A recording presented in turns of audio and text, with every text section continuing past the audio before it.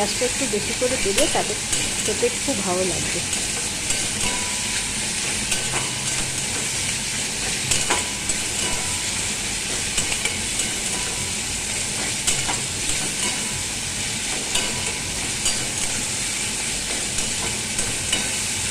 দেখো পেঁয়াজটা একটু ভাজা ভাজা হয়ে এসছে,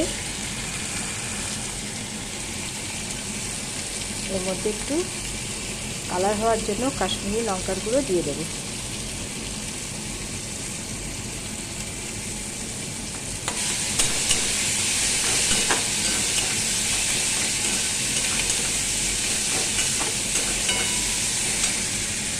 এরপরে আমি পোস্তটা দেবো।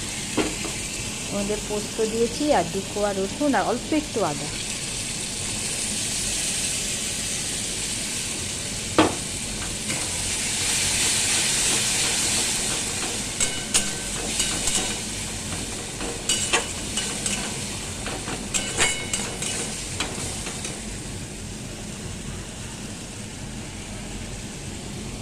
মিক্সি বাটিটা ধুয়ে অল্প একটু জল দিয়ে দেবো, এতেই রান্না হয়ে যাবে, বেশি জল দিতে নেই এই রান্না।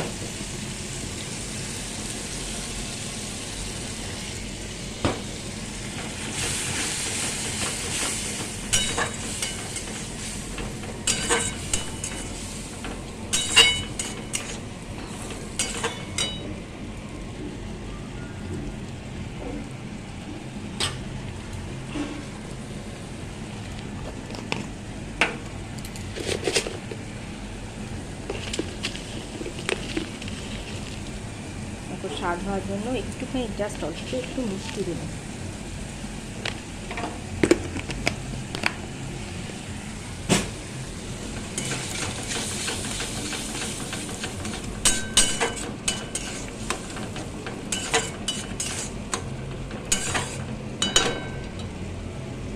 দেখো তেল ছেড়ে গেছে, আস্তে করে দিয়েছি, তেলটা ছেড়ে গেছে।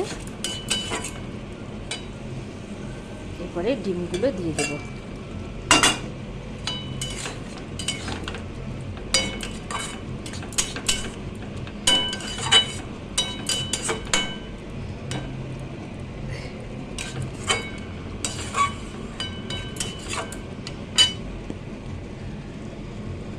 কেমন হয়েছে দেখতে বলো।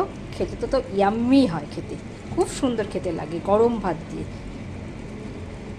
টাটা।